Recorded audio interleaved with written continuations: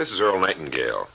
The purpose of this recording is to tell you about and try to condense one of the most amazing books ever written, Think and Grow Rich by Napoleon Hill.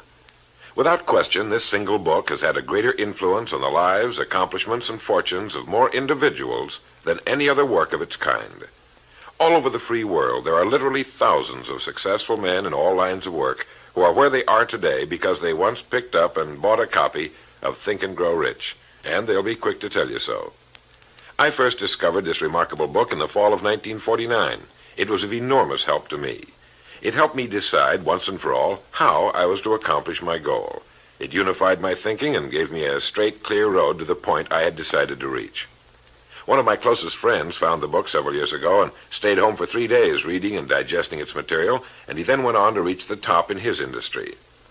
I've sat in richly paneled, carpeted executive offices and listened to world-famous business leaders, some of them old enough to be my father, tell me that everything worked out fine after they had read Think and Grow Rich.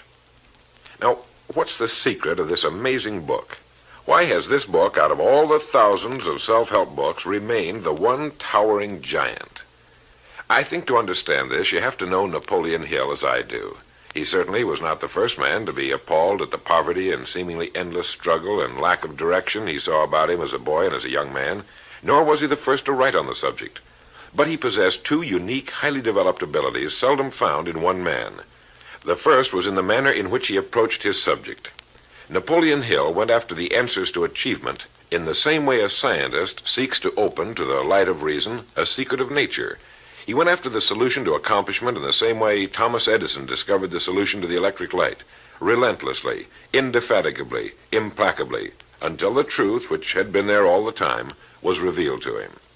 His second important ability was the knack or skill of writing about his findings in such a way that it was instantly understood intellectually, but what is perhaps even more important for this particular subject, understood emotionally as well. When the last page of Think and Grow Rich was read, the hand which put the book down on the table was a different hand. The man who then stood and walked out into the world was a different, a changed man. The suffocating, entangling webs of self-imposed frustration and indirection had fallen away, and now the way was clear. The man was now the possessor of the unique, unseen talent for turning dreams into reality, thoughts into things. So-called fate or the idle effects of exterior circumstances were no longer in command. He who had been a passenger was now, suddenly, the captain. To begin, we have to understand the simple truth, the principle or philosophy which lies as the supporting structure of this work. Unless whatever it is you build is based on truth, you will end with the entire structure fallen and scattered about you like the armor of Homer's ancient warriors. It simply cannot stand. It cannot withstand the test of time.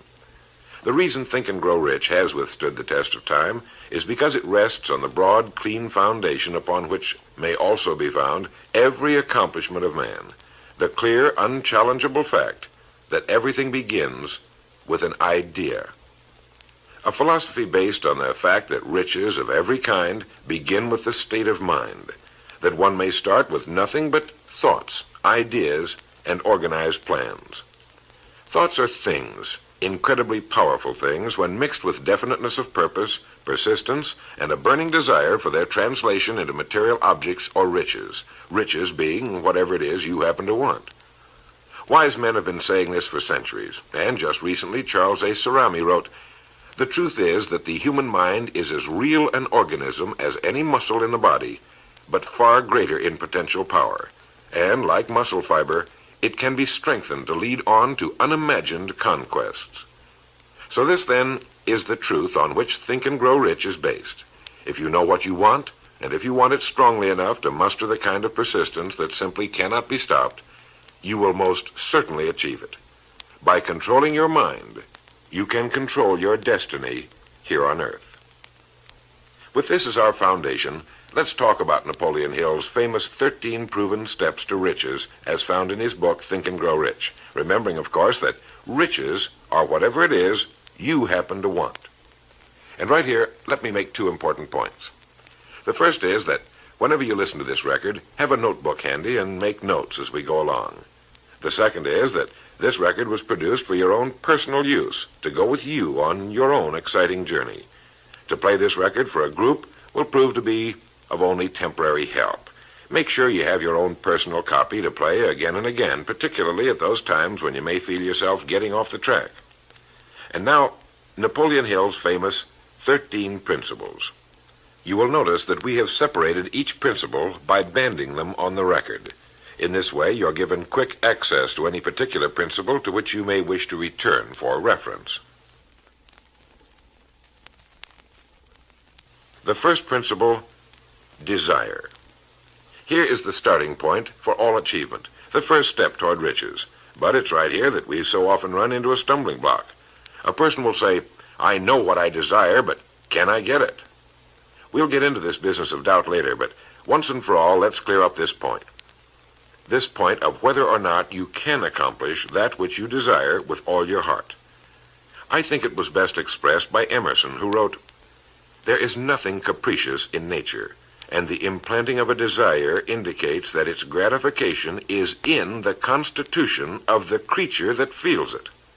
In other words, you would not have the desire unless you were capable of its achievement.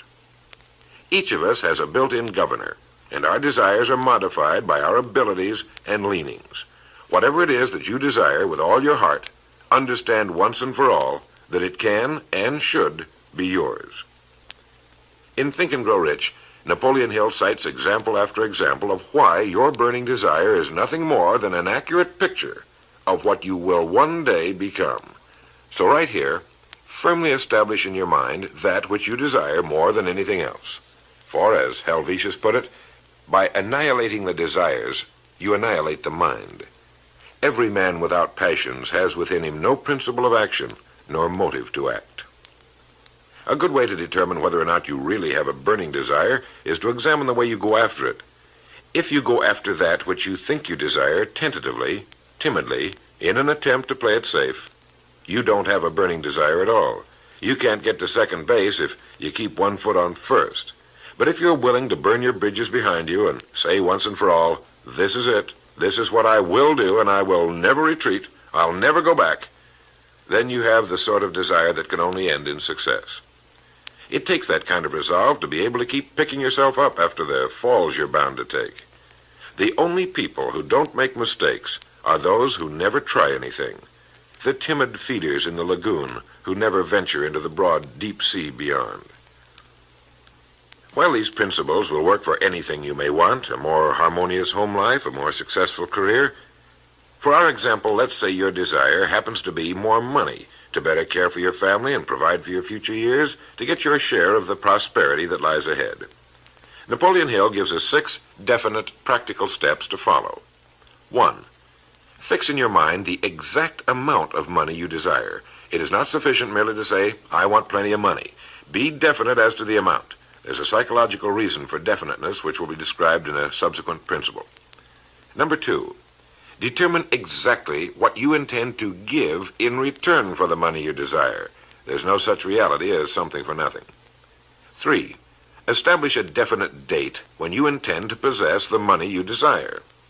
And 4, create a definite plan for carrying out your desire and begin at once, whether you're ready or not, to put this plan into action. 5, write out a clear, concise statement of the amount of money you intend to acquire, name the time limit for its acquisition, state what you intend to give in return for the money, and describe clearly the plan through which you intend to accumulate it. 6, read your written statement aloud twice daily, once just before retiring at night and once after arising in the morning. As you read, see and feel and believe yourself already in possession of the money, or whatever your goal happens to be. It's important that you follow these instructions to the letter. Play this part of the record over until you have it down to your satisfaction, for this is by far the most important of the 13 principles, and this chapter of the book ends with these words. Through some strange and powerful principle of mental chemistry, which she has never divulged, nature wraps up in the impulse of strong desire that something which recognizes no such word as impossible and accepts no such reality as failure.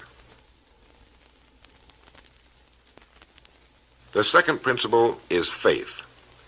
You never would have even thought of your main desire unless faith were tugging at your mind. And if you find it difficult at times to have faith in yourself, you can be certain that you can have faith in these principles.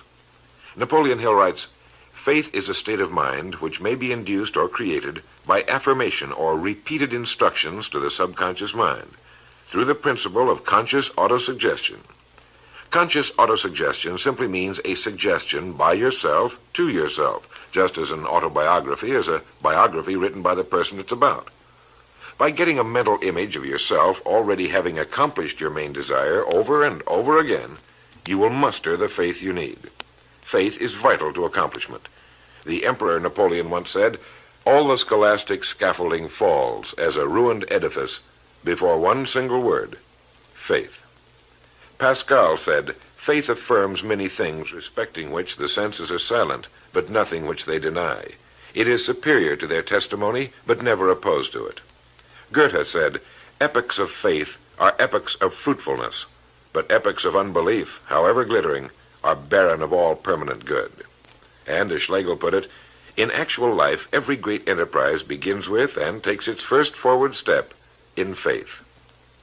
Have faith that you can accomplish that which you seek, for you would never have decided upon it unless it was meant for you to accomplish. In his chapter on faith, Napoleon Hill gives us a self-confidence formula. First, I know that I have the ability to achieve the object of my definite purpose in life, therefore I demand of myself persistent, continuous action toward its attainment, and I here and now promise to render such action.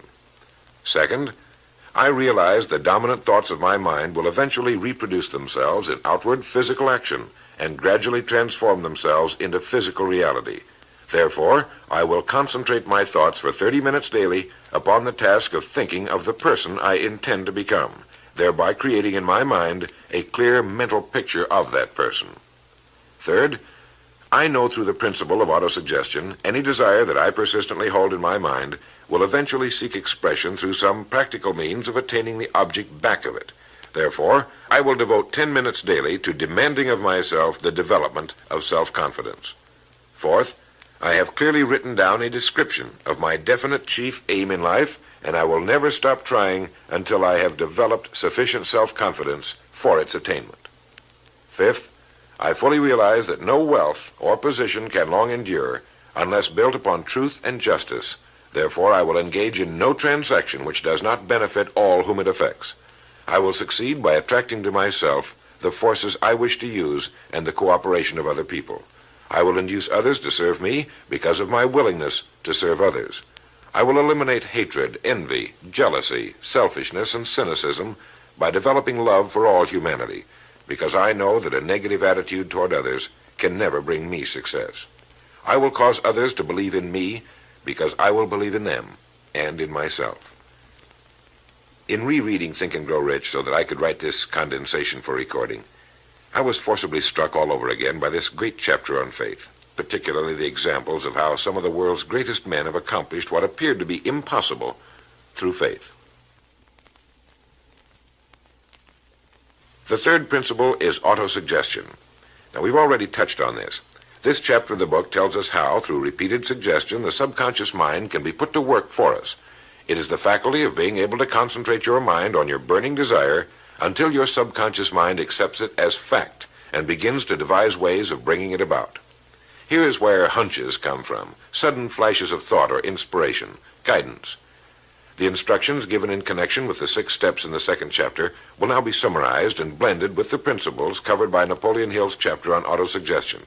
First, go into some quiet spot, perhaps in bed at night, close your eyes and repeat aloud, so you may hear your own words, the written statement of the amount of money you intend to accumulate, or a careful reaffirmation of whatever your goal happens to be, the time limit for its accumulation, and a description of the service or merchandise you intend to give in return for the money. As you carry out these instructions, see yourself already in possession of your goal. For example, suppose that you intend to accumulate $50,000 by the 1st of January, 5 years from now, that you intend to give personal services in return for the money in the capacity of a salesman. Your written statement of your purpose should be similar to the following.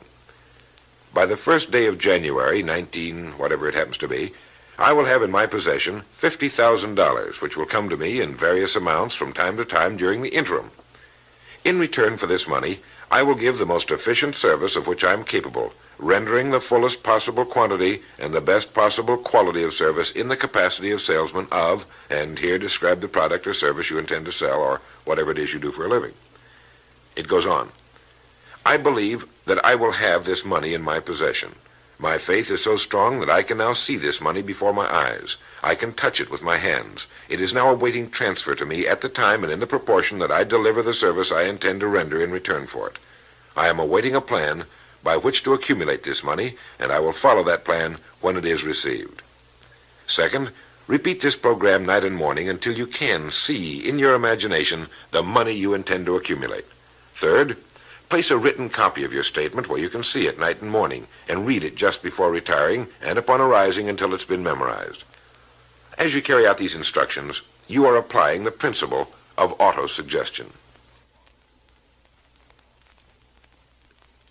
The fourth principle is specialized knowledge.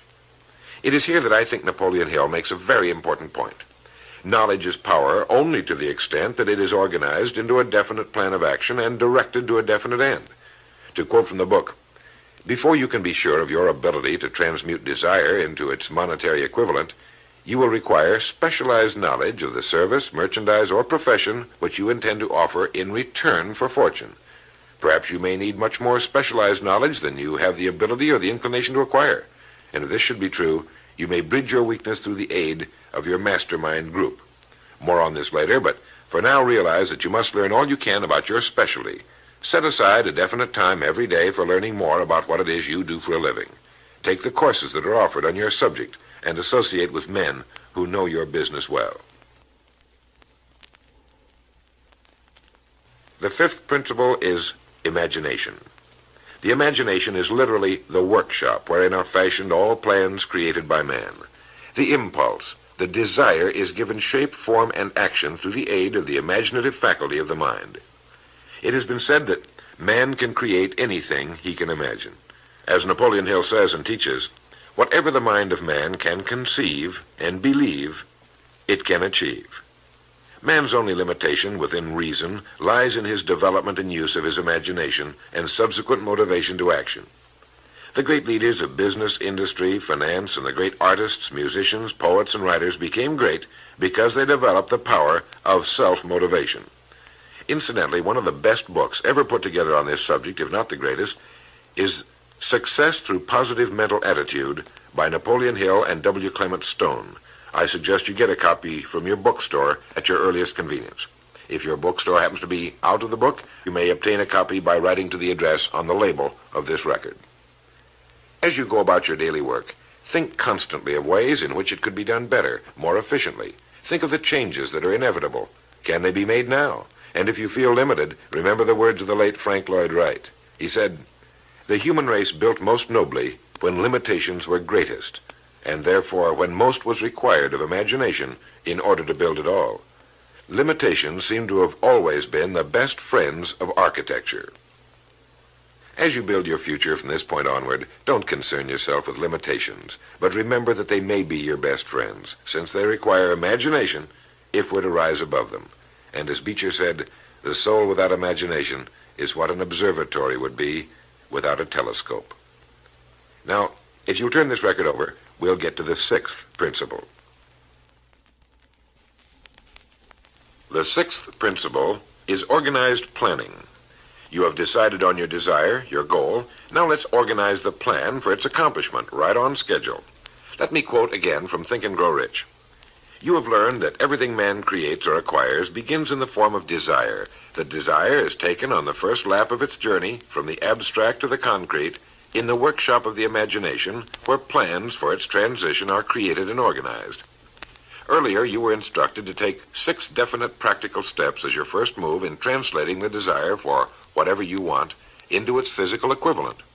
One of these steps is the formation of a definite practical plan or plans through which this transformation may be made. 1. Ally yourself with one or more persons, a group of as many people as you may need for the creation and carrying out of your plan or plans for the accumulation of the money you've established as your goal. Making use of the Mastermind principle. This is important. 2.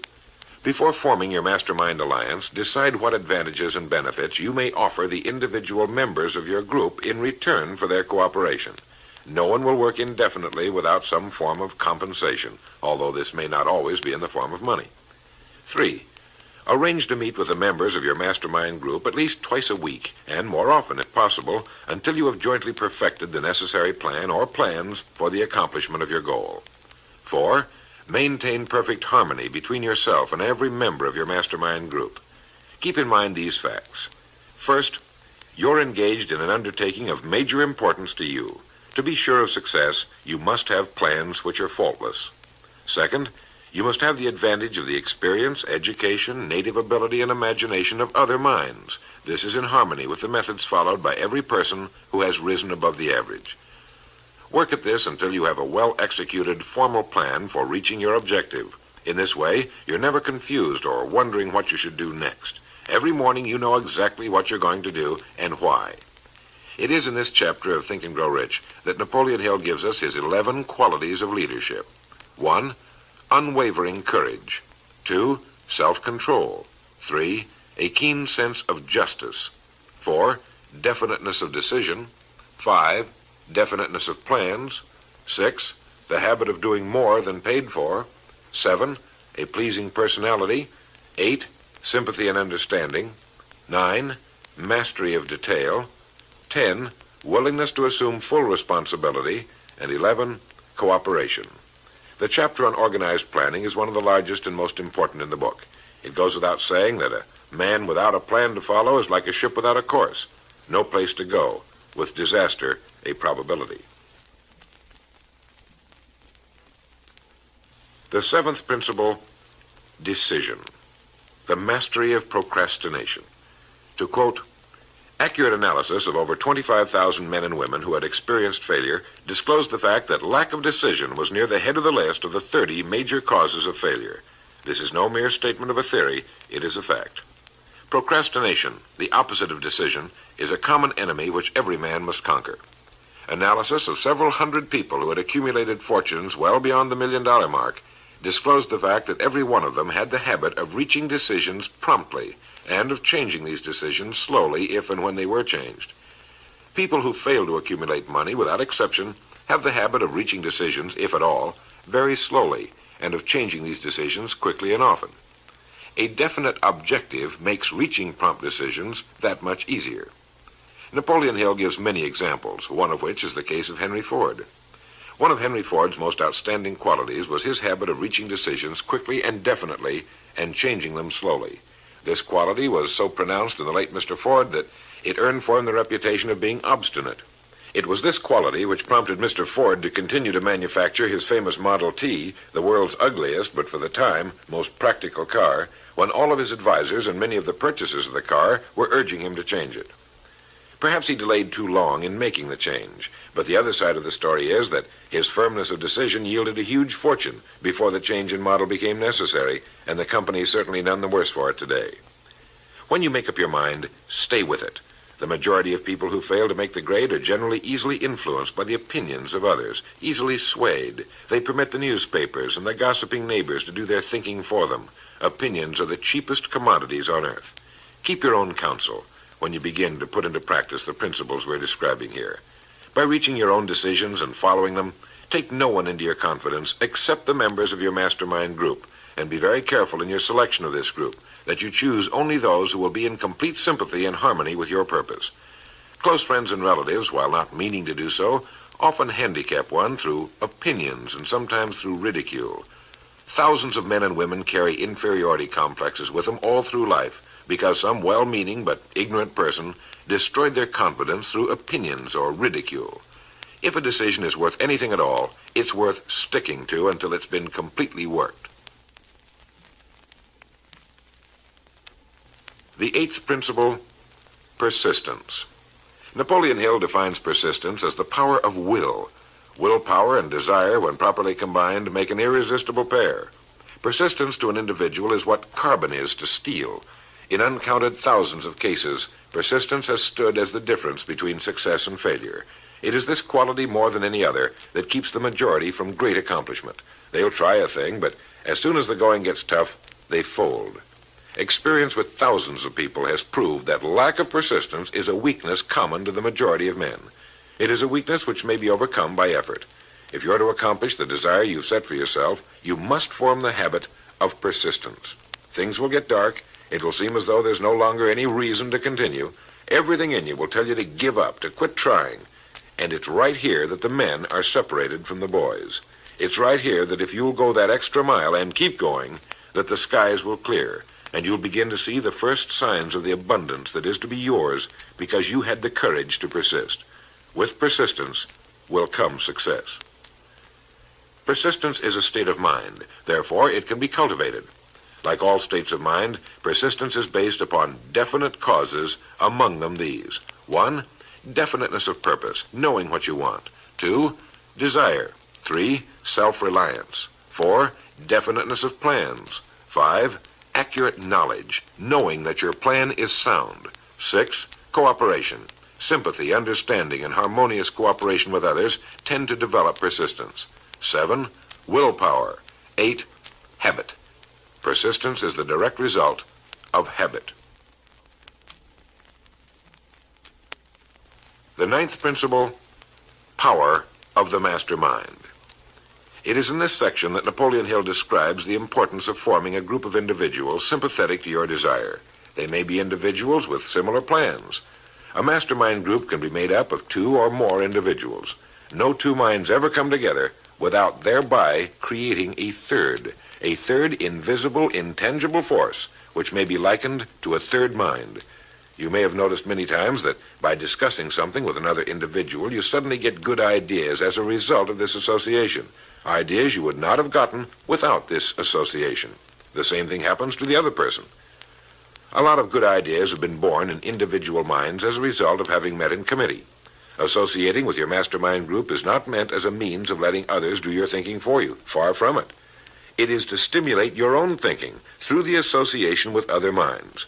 No one knows everything. The more sympathetic minds you get together, and by sympathetic I mean working for a common purpose, the more related information is going to be available, and great ideas are a combination of related information. So pick the member or members of your mastermind group with care. Make sure they're people you respect and who are hard-working and conscientious. You'll have a lot of fun, and you'll all reach your goals just that much sooner. The 10th principle could be called enthusiasm. That is, the enthusiasm that comes from the channeling of all bodily drives into positive, worthwhile outlets. It is in this chapter that Napoleon Hill describes the importance of the woman, the one and only woman, in the achievement of a worthwhile goal. It seemed quite significant to Mr. Hill that practically every great leader was a man whose achievements were largely inspired by a woman. When things get tough, and you can count on it, they will, you may be deserted by what you thought were friends. But if you've got a good woman, you'll never be alone. She'll be willing to start over again if necessary, and she'll give you the new enthusiasm that comes through her faith in you. Having someone to love is having someone to share your success and accomplishments, to give you the praise that all of us need from time to time. A man can become successful without a wife and family, but all the real joy is taken out of it. Take care of your wife and children as your greatest possessions. The 11th principle has to do with the subconscious mind. The subconscious mind consists of a field of consciousness in which every impulse of thought that reaches the objective mind through any of the 5 senses is classified and recorded, and from which thoughts may be recalled or withdrawn as letters may be taken from a filing cabinet. It receives and files sense impressions or thoughts, regardless of their nature. You may voluntarily plant in your subconscious mind any plan, thought, or purpose which you desire to translate into its physical or monetary equivalent. The subconscious acts first on the dominating desires which have been mixed with emotional feeling, such as faith. Your subconscious mind works night and day. Through a method of procedure unknown to man, the subconscious mind draws upon the forces of infinite intelligence for the power with which it voluntarily transmutes one's desires into their physical equivalent, making use always of the most practical media by which this end may be accomplished. You cannot entirely control your subconscious mind, but you can voluntarily hand over to it any plan, desire, or purpose which you wish transformed into concrete form. No one knows very much about what we call the subconscious or unconscious mind. We do know that it is incalculably powerful and can solve our problems if we go about using it the right way.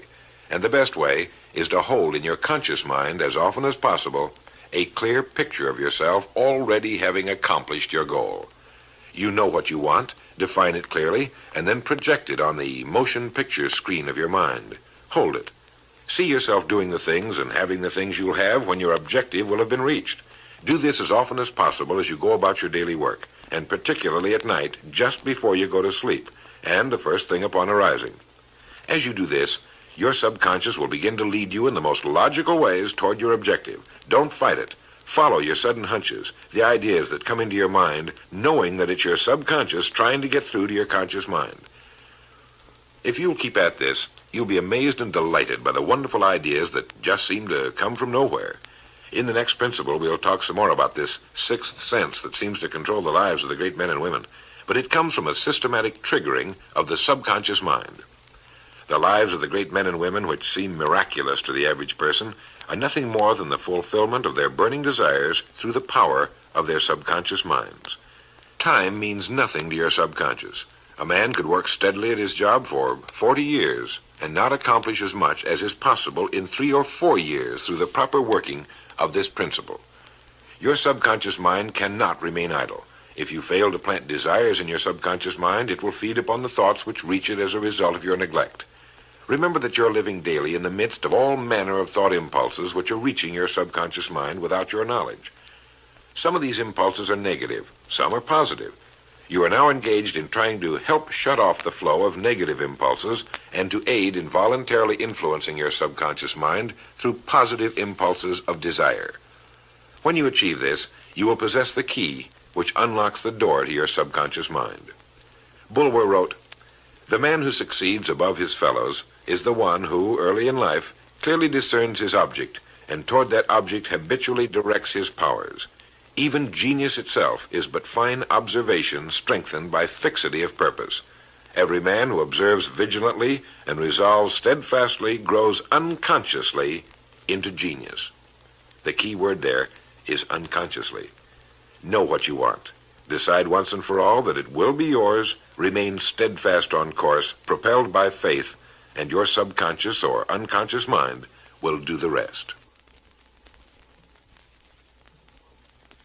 The 12th principle, as outlined in Think and Grow Rich by Napoleon Hill, has to do with the brain. If you had access to all the wealth in the world and took a penny, you would be doing exactly what you very probably have been doing in the use of your brain.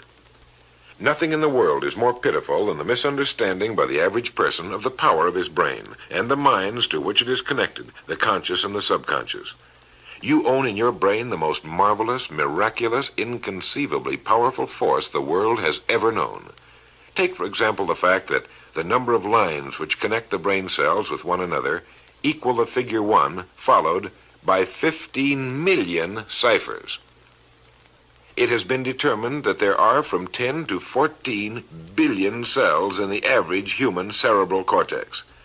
It is inconceivable that such a network of intricate machinery should be in existence for the sole purpose of carrying on the physical functions incidental to growth and maintenance of the physical body.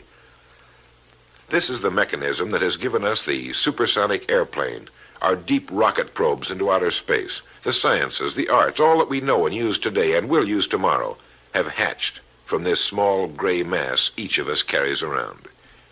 Can you doubt, even for a moment, that it can bring you and yours everything you want here on Earth? Of course it can. If you will recognize your power as an individual and stop acting like those who have never even thought about it. Give it the job you've decided to accomplish and watch it handle it. The 13th and final principle is called the sixth sense. The sixth sense can be described as the sense through which infinite intelligence may and will communicate voluntarily without any effort from or demands by the individual. This principle is the apex of the philosophy. It can be assimilated, understood, and applied only by first mastering the other 12 principles. The sixth sense is that portion of the subconscious mind which has been referred to as the creative imagination. It has also been referred to as the receiving set, through which ideas, plans, and thoughts flash into the mind. The flashes are sometimes called hunches or inspirations. The sixth sense defies description. It cannot be described to a person who has not mastered the other principles of this philosophy, because such a person has no knowledge and no experience with which the sixth sense may be compared. The sixth sense is not something that one can take off and put on at will. Ability to use this great power comes slowly through application of the other principles we've outlined. Many individuals come into a workable knowledge of the sixth sense even before the age of 40, but more often the knowledge is not available until one is well past 50, and this for the reason that the spiritual forces with which the sixth sense is so closely related do not mature and become usable generally except through years of meditation, self-examination, and serious thought. But begin to develop it now by applying the principles we've talked about here. Remember this: man can create nothing which he does not first conceive in the form of an impulse of thought. Man's thought impulses begin immediately to translate themselves into their physical equivalent, whether those thoughts are voluntary or involuntary. Keep fear out of your mind by concentrating on the mental picture of your goal, your greatest desire. Now, I want to mention that Think and Grow Rich as a book carries more endorsements by great men who knew of its truth than any other book of its kind ever written. I'll touch on only a few. All of these great men actually endorsed Napoleon Hill's principles. Former President of the United States William Howard Taft. F.W. Woolworth wrote that he had built his great chain of stores by applying many of these principles. Robert Dollar, who built the great Dollar steamship line, wrote, "If I had had this philosophy 50 years ago, I suppose I could have accomplished all that I've done in less than half the time. I sincerely hope the world will discover and reward you." Samuel Gompers wrote that the mastery of these principles is the equivalent of an insurance policy against failure. President Woodrow Wilson. John Wanamaker, the merchant prince, wrote, "I know that your fundamentals are sound because I've been applying them in my business for more than 30 years. George Eastman, the world's largest maker of cameras, Thomas Edison, Luther Burbank, Theodore Roosevelt, E.M. Statler, John D. Rockefeller. I think you know that the endorsements of these great men could not have been bought with all the money in the world. What we have been talking about here can change your life, can bring you anything and everything worthwhile you want in life for yourself and your family. Cut yourself away from the average, from the mediocre, and chart your course on the dream in your heart. These 13 principles will never let you down, as long as you use them. And now, it is with great pleasure that I give you the author himself, Napoleon Hill. Thank you, Earl Nightingale. The message which you who are listening have just heard has brought you within 3 short steps of the supreme secret of success. The same secret which has brought happiness, peace of mind, and financial success to countless thousands of people who have read Think and Grow Rich. The same secret which has made master salesmen out of ordinary order takers. And the same secret which has brought friendship, love, and marriage to men and women who have come under the spell of the 13 principles which Earl Nightingale has just described. You desire the better things of life, or you wouldn't be listening to this record. Come with me then, and I will help you chart your course, so you may acquire whatever it is that you desire most in life by following these instructions. 1. Condition your own subconscious mind to work for you while you sleep as well as when you are awake.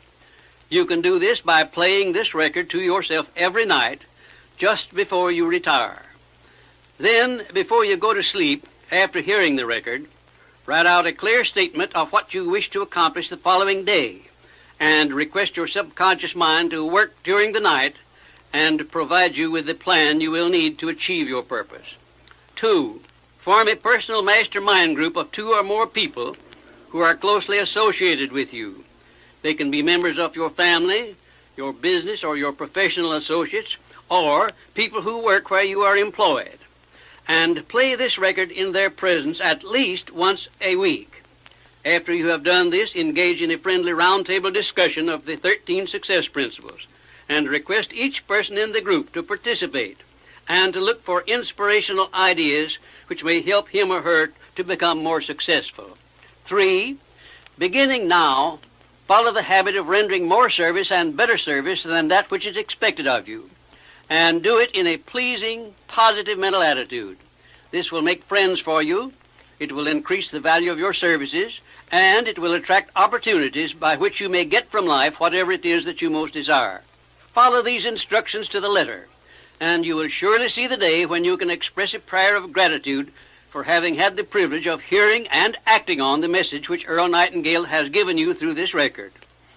And now, may I reach out across the space and the time which separate us and offer you a hand of friendship and a sincere prayer that you will be blessed with a richer and a fuller life because of this message. Your big opportunity may be right where you are now. Follow these instructions faithfully, and it will reveal itself to you. This is Napoleon Hill saying, don't search for opportunity in the distance, but recognize it and embrace it right where you are.